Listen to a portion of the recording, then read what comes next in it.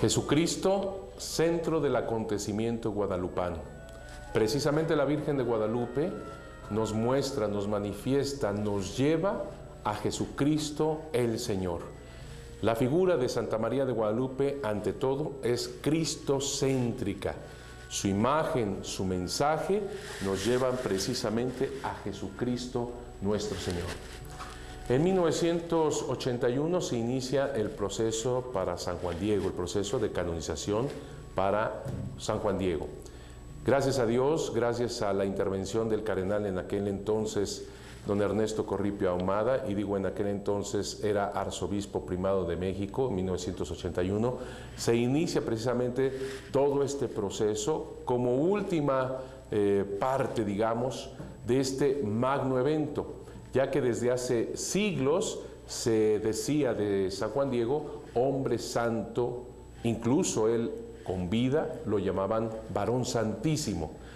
Pero es en los siglos que continúan en donde realmente se trata de buscar un proceso de canonización. Hay una imagen de él que en la parte de arriba dice verdadero retrato del siervo de Dios Juan Diego. Y es una pintura de finales del siglo XVII, es decir, que ya se tenía a San Juan Diego con una veneración tal que se intentaba poner en los altares. Pero como vuelvo a repetir, es hasta 1981 cuando el arzobispo primado de México de aquel entonces, don Ernesto Corripio Ahumada, inicia esta última etapa, digamos así, del proceso. Se estudia su vida y virtudes en profundidad. Se trata de buscar los documentos más fehacientes de todo este proceso. Es en 1998 cuando se forma también una comisión histórica formada por su servidor, el señor cardenal Norberto Rivera Carrera, quien toma este proceso, quien lo impulsa en su última etapa, es quien me da este honor maravilloso de formar parte de esta comisión histórica como cabeza de parte del Arzobispado de México. Posteriormente se inician los trabajos también con la Santa Sede, que pone como cabeza al doctor Fidel González Fernández, doctor en Historia de la Iglesia. Y también era necesaria la presencia del gran estudioso, gran guadalupano, el Monseñor José Luis Guerrero Rosado. Los tres formamos la comisión histórica. Esta comisión histórica se trataba, evidentemente, de ir por los documentos más fehacientes, toda esa documentación que encontrábamos en los archivos, en las bibliotecas, en los puntos de encuentro donde vivía Juan Diego, en esos vestigios arqueológicos, etcétera, etcétera. El conjunto de los más variados documentos históricos que nos hablan precisamente de este hecho. Por eso formamos parte de esta comisión en donde fuimos a todos los archivos, a todas las bibliotecas y, como digo, al punto de encuentro interesante de todo esto, y que poco a poco nos iban describiendo la historia que fue aconteciendo. Analicé directamente la imagen, así como también todos los que fuimos de esta comisión histórica, analizamos de una manera directa la imagen. También es una gran fortuna, y yo diría de esas cosas que Dios tiene para con uno, de que yo tuviera la oportunidad también de formarme en el área pictórica. Por lo tanto, el hecho de contemplar una imagen en donde están cuatro distintas técnicas de pintar, es una cosa prodigiosa. Además, en un ayate, además, sin preparación. Todo eso lo analizamos de una manera directa. Por la bendición del Santo Padre se llega pues al evento más maravilloso, que es la canonización de San Juan Diego. ¿Por qué es tan importante la canonización? Lo digo en síntesis. El evento guadalupano, el creer o no creer que la Virgen de Guadalupe se haya aparecido al indio Juan Diego, no es dogma de fe. La Virgen María, por supuesto, la Madre de Dios, la siempre Virgen María, es dogma de fe. Pero su encuentro con el indígena en esta devoción guadalupana no es dogma de fe. La canonización de San Juan Diego sí es dogma de fe. La canonización de San Juan Diego, nos está diciendo el Santo Padre, que es esta persona que es santa, que está allá en el cielo, que intercede por nosotros y es modelo de santidad para todos. Es dogma de fe que esa persona sea santa. Con esto se confirma algo tan importante por lo cual nosotros conocemos a Juan Diego, es decir, por la canonización de San Juan Diego, se confirma su encuentro con la Virgen de Guadalupe. Por la canonización de San Juan Diego, nosotros sabemos que Dios interviene en la historia y lo ha hecho en 1531, del 9 al 12 de diciembre de aquel año de 1531, interviene con lo más amado para él, que es su propia madre, que toma ella el nombre de Guadalupe y se presenta ante un laico sencillo, humilde, que es Juan Diego, y le pide ser su mensajero fiel, que lleve este anuncio maravilloso y con ello también se apruebe lo que ella quería, un templo en el Tepeyac. Y esto lo tenía que aprobar la cabeza de la iglesia, es decir, el obispo en aquel entonces, Fray Juan de Zumárraga. Por eso el evento es maravilloso de la canonización de San Juan Diego. El Papa Juan Pablo II viene a México precisamente en el Tepeyac y canoniza a Juan Diego el 31 de julio del 2002. Había sido ya beatificado el día 6 de mayo de 1990. Ahora es la canonización el 31 de julio del año 2002. Vino hasta el Tepeyac precisamente para canonización. Declaramos y definimos santo al beato Juan Diego, cu austrato astin. Juan Pablo II, un hombre polaco que nos enseña a ver con ojos más allá de nuestras fronteras, con ojos más allá de nuestra cultura, de nuestra historia, de nuestra tradición, con otro tipo de mirada, con otro tipo de historia, de tradición como es la de Polonia, y además siendo papa, Juan Pablo II, como tantos otros papas, han visto algo más en Santa María de Guadalupe. Es decir, Santa María de Guadalupe no solamente viene para México, viene para el mundo entero. Juan Pablo II es quien ha dicho que estamos ante el evento más importante de la inculturación del Evangelio. No ha visto ningún otro momento tan importante y lo toma como un modelo para el mundo entero de la manera en que nosotros debemos de inculturar la evangelización, como lo ha hecho la estrella de la evangelización, la primera discípula, la primera misionera de Jesucristo nuestro Señor. Otra mirada, una mirada alemana, ahora del Santo Padre Benedicto XVI, quien dice precisamente: en tus manos maternales, en tus manos que nosotros sabemos que es de nuestra madre, ponemos toda nuestra vida. Benedicto XVI también, en la locución que fue maravillosa, cuando se iniciaban los trabajos en Aparecida de Brasil, él entrega un pequeño retablo, una especie de tríptico, en donde pone como imagen central la ascensión del Señor ante la mirada de sus discípulos. En un cuadro pone ahí algo muy importante para él y para el mundo entero: San Juan Diego evangelizando, con la tilma donde está plasmada la Virgen de Guadalupe, con la Biblia, la palabra del Señor, evangelizando a sus hermanos. Más que nunca en este momento es el signo del laico que se mueve para dar a conocer al Señor, y esto a través de Santa María de Guadalupe. Por eso es tan significativo ese regalo que da en Aparecida de Brasil a todos los obispos de América Latina en la quinta conferencia del episcopado latinoamericano, CELAM. Quiero sintetizar en breve cuál sería como el problema que en muchos momentos, en varios momentos, se discutía.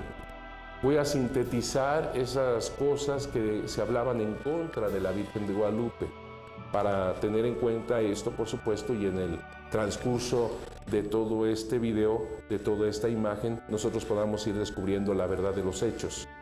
Se decía que de 1531, como digo, las apariciones de Nuestra Señora de Guadalupe, hasta 1648, es decir, casi más de un siglo, no había ningún documento acerca de la aparición.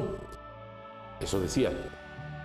Por lo tanto, en 1648 es la primera publicación del padre Miguel Sánchez quien da noticia de esto. En otras palabras, decían, Miguel Sánchez inventa por primera vez todo lo del encuentro que tiene la Virgen de Guadalupe con Juan Diego, el tío Juan Bernardino, su esposa María Lucía y todo el evento como estuvo, que fue, dicen, un invento de Miguel Sánchez en 1648, porque no se encuentra supuestamente ningún documento anterior a 1531, de 1531 a 1648. Esto también nos da otro problema, es decir, ¿qué hacemos con la imagen? Ya que la imagen como tal, la imagen es del siglo XVI. ¿Qué hacemos con la imagen? Y hay dos hipótesis según ellos. Una, que fue traída por los españoles de Extremadura, la implantan aquí para evangelizar. Esa es una. Y la otra, que se contradice como tal, es que el arzobispo, segundo arzobispo de México, Montúfar, Alonso de Montúfar, dominico, fue quien manda pintar esta imagen al indio Marcos, y que después se ven en otros documentos que se apellidaba Zipac, entonces, o de Aquino. Estas son las dos versiones, que fue traída de España, concretamente de Extremadura, porque allá efectivamente hay un monasterio que se llama de Guadalupe, o que fue mandado pintar por Montúfar, el segundo arzobispo de México, en 1556 al indio Marcos. Estas son las dos versiones que se tienen sobre este aspecto. Es importante tomar en cuenta también los documentos, les digo, de manera directa. El libro de Miguel Sánchez de 1648, en este momento están viendo la carátula de esta publicación. Miguel Sánchez efectivamente publica esto, pero vuelvo a subrayar la palabra, publica. Al interno se manifiesta precisamente Miguel Sánchez diciendo que ha tomado las cosas que por tradición ha visto constantes, universales, generales, es decir, él mismo, Miguel Sánchez, está hablando de que ha tomado todo aquello que ya se conocía de esta historia. El que aprueba precisamente el libro, porque antes no se hacía un libro y simplemente se publicaba y ya, sino que necesitaba de la aprobación de tantos y tantos, aquí tenemos la aprobación, y habla precisamente de la tradición que recoge Miguel Sánchez. Entonces, ¿qué fue lo que pasó? Miguel Sánchez publica por primera vez en 1648, pero esto no indica, no dice que se ha inventado todo por él, sino que está hablando de que recopila todo lo que por tradición ya se conocía. Otro documento, otra publicación también muy importante es esta de Luis Lasso de la Vega, en donde un año después lo publica, en 1649, y donde también él, dentro de sus páginas, está la aprobación también que se hace de este libro. Y en esta publicación se dice precisamente que se ha tomado todo lo que se sabe del hecho, es decir, la tradición.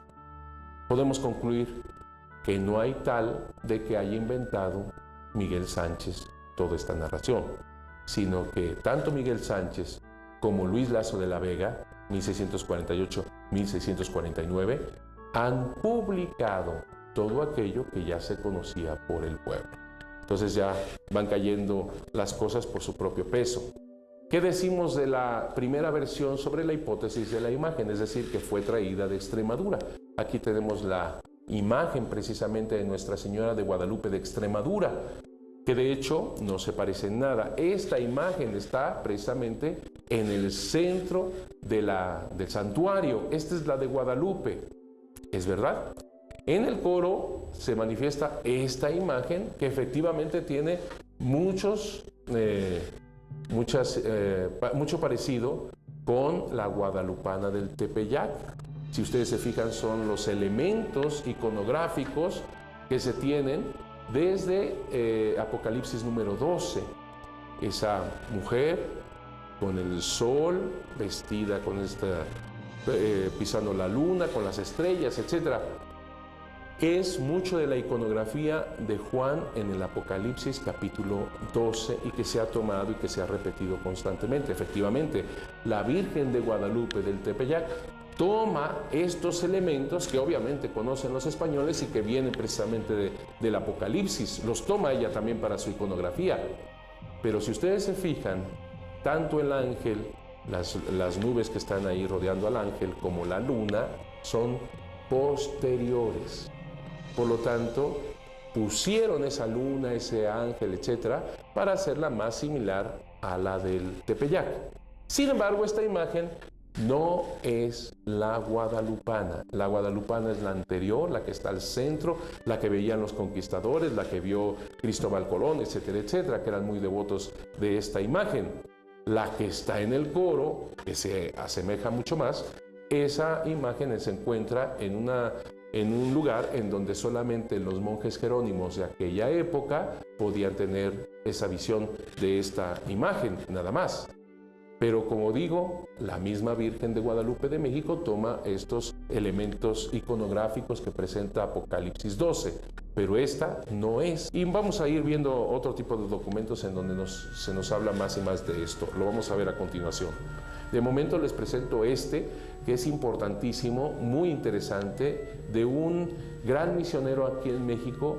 Fray Bernardino de Sahagún viene a México y es el que profundiza sobre todo los conceptos indígenas y todo lo que conocían los indígenas, sobre todo con el espíritu de arrancarlo de raíz, porque los misioneros, si bien admiraban la manera tan maravillosa como los indígenas daban devoción a sus dioses, pero obviamente no podían aceptar un solo rasgo religioso, porque para los frailes era simple y llanamente cosas del demonio, cosas de Satanás.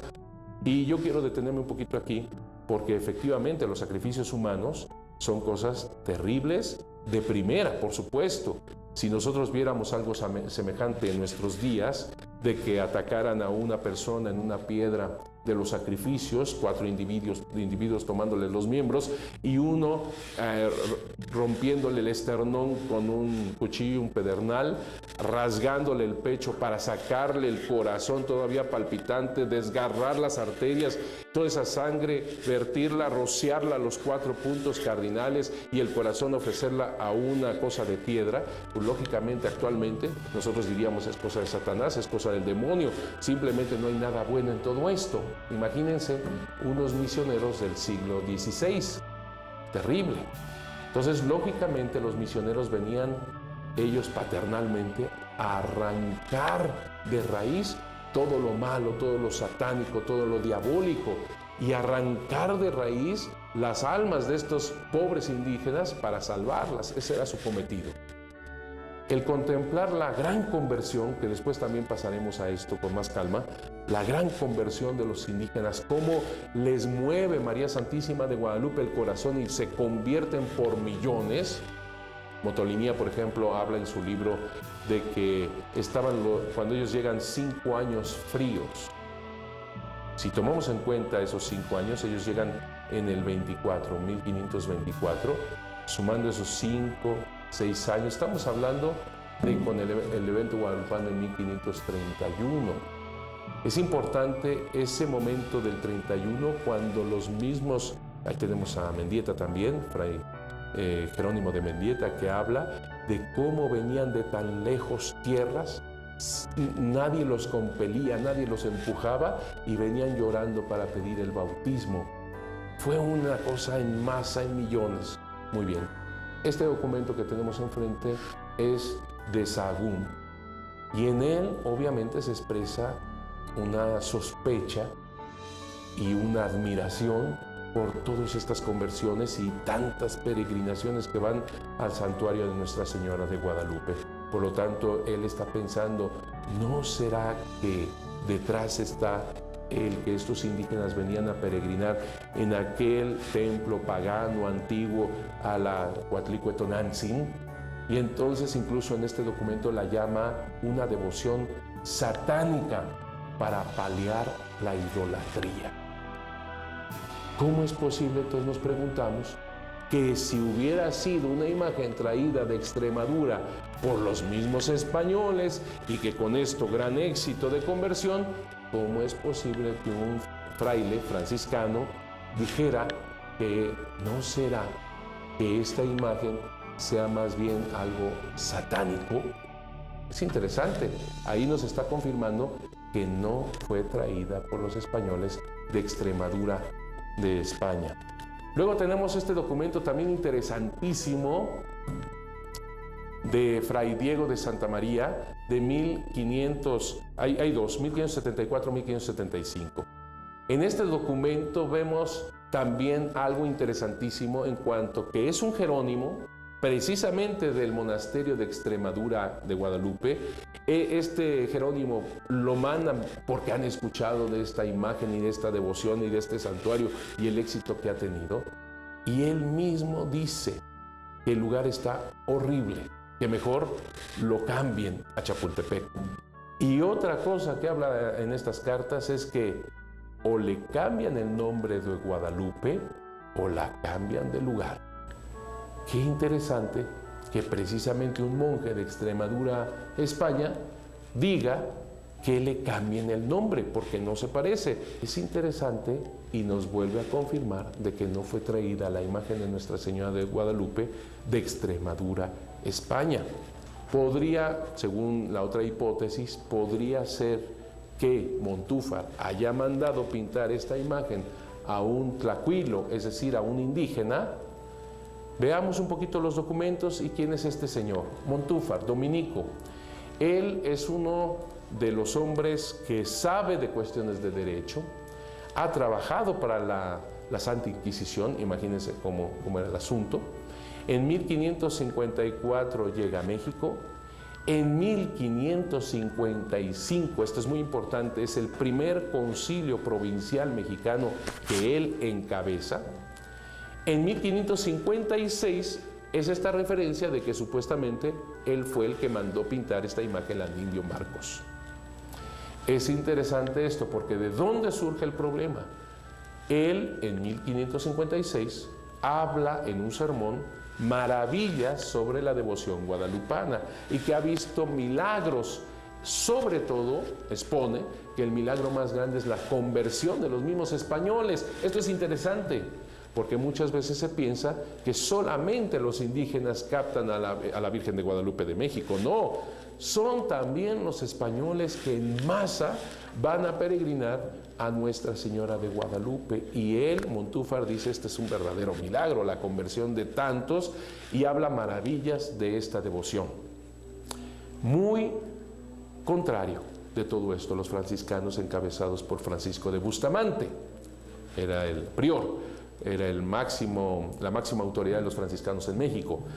Francisco de Bustamante está molesto, está enojado, un tanto lo que decía Sahagún, de que esto es sospechoso, sobre todo porque venían tantas peregrinaciones y tantos indígenas de lugares, de pueblos, en donde ningún franciscano había puesto un pie siquiera, donde no se les había predicado ni siquiera el Evangelio, y sin embargo venían a ver a la Virgen. Por lo tanto, esta sospecha de que en el fondo estuvieran más bien venerando a sus ídolos, era algo que movía a los franciscanos para decir, no queremos a esa imagen.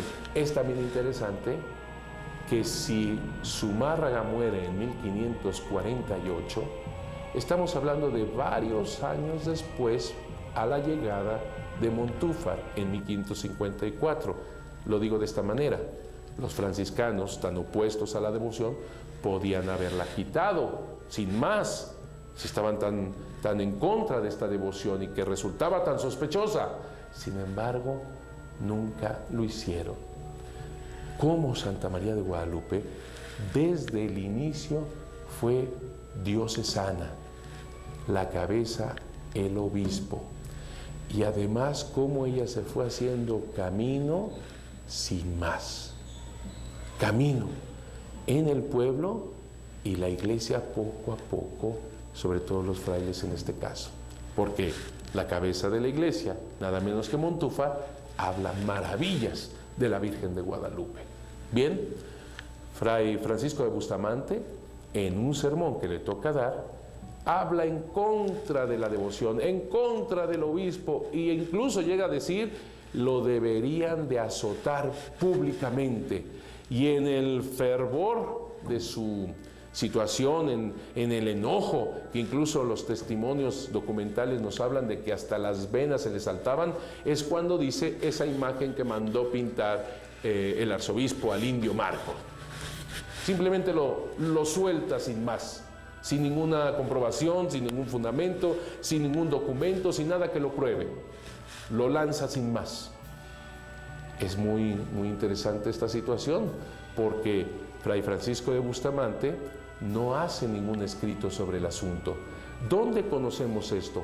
En los documentos que el mismo Fray Alonso de Montúfar realiza a favor suyo, en defensa suya, y es donde recoge el testimonio de lo que dijo Fray Francisco de Bustamante. Así que ni siquiera es un documento o un escrito de este franciscano en donde lanza esta acusación, sino son documentos que hay que leerlo en todo su contexto y no solamente en una partecita, porque ahí precisamente son documentos de Montúfar. También resulta muy interesante que algunos, por ahí incluso historiadores, dicen la Virgen de Guadalupe fue puesta por Alonso de Montúfar, mandada a pintar al indio Marcos y poniéndose de acuerdo con los franciscanos para meter esta devoción. Nada más en contrario con lo que son los documentos históricos, como vuelvo a repetir. El mismo Fray Francisco de Bustamante estaba enojado con toda la situación. Bueno, pues hay estos documentos que estoy presentando en donde se habla de esta situación tan terrible entre el arzobispo Montúfar y entre los franciscanos. No se podían ver. Es normal en aquella época porque los franciscanos dominaban prácticamente la evangelización en México. Ellos habían llegado desde 1524. Ellos querían hacer la misión en todo lo que daba su mirada, digamos así. Cuando llega Montúfar, sobre todo, quiere fundar más todavía que su Margat, quiere hacer más fuerte la iglesia diocesana. Entonces muchos territorios, muchas parroquias son quitadas de los franciscanos y puestas en manos de los diocesanos o de los dominicos. Acuérdense que Montúfar es dominico y de ahí viene el gran problema entre los religiosos franciscanos especialmente y Montúfar.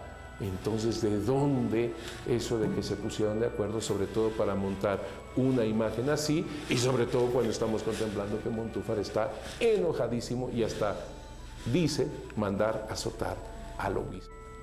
En estos documentos de Montúfar tenemos, por ejemplo, en donde se habla precisamente y al mismo tiempo se declara cómo Montúfar, que ha presidido el primer concilio provincial mexicano en 1555, dice con toda claridad, hay pena de excomunión a quien hiciera una devoción, la inventara, o una cuestión ahí toda turbia, no se podría permitir, pena de excomunión.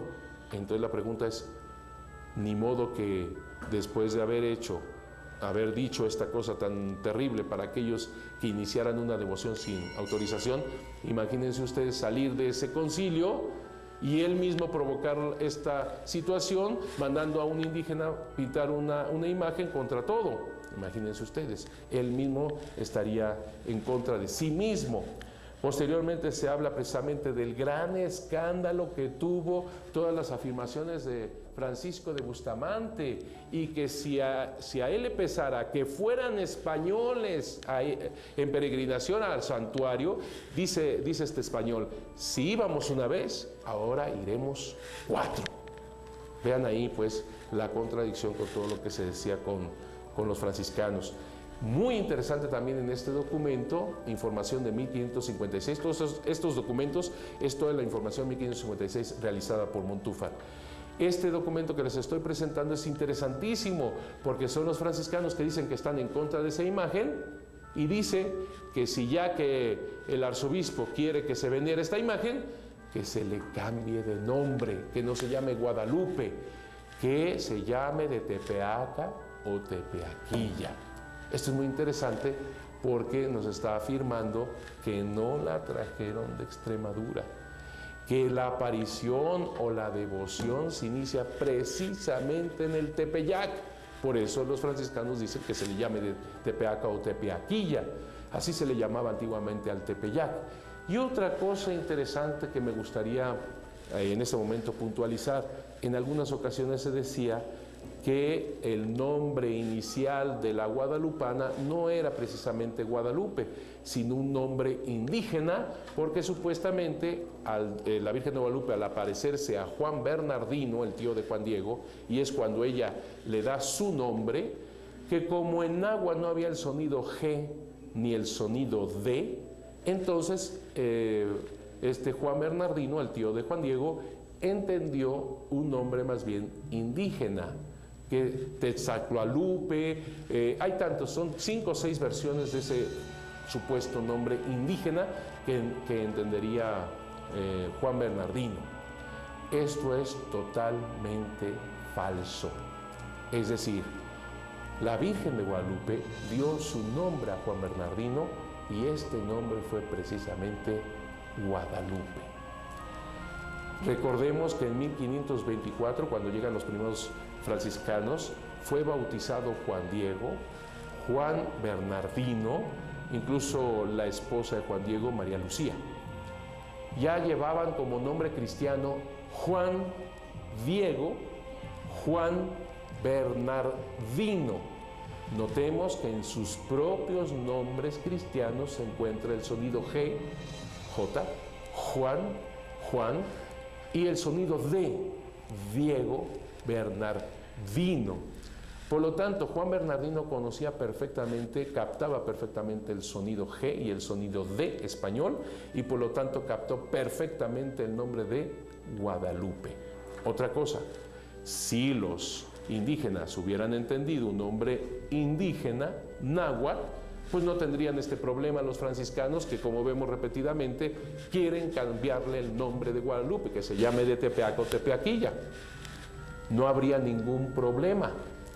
Y otra, tercera cosa sobre el nombre, es importantísimo, ya que ella es Santa María de Guadalupe, es decir, María, una mujer judía, María de Nazaret, que ha tomado para sí un nombre conocido obviamente por los españoles, pero de origen árabe, Guadalupe.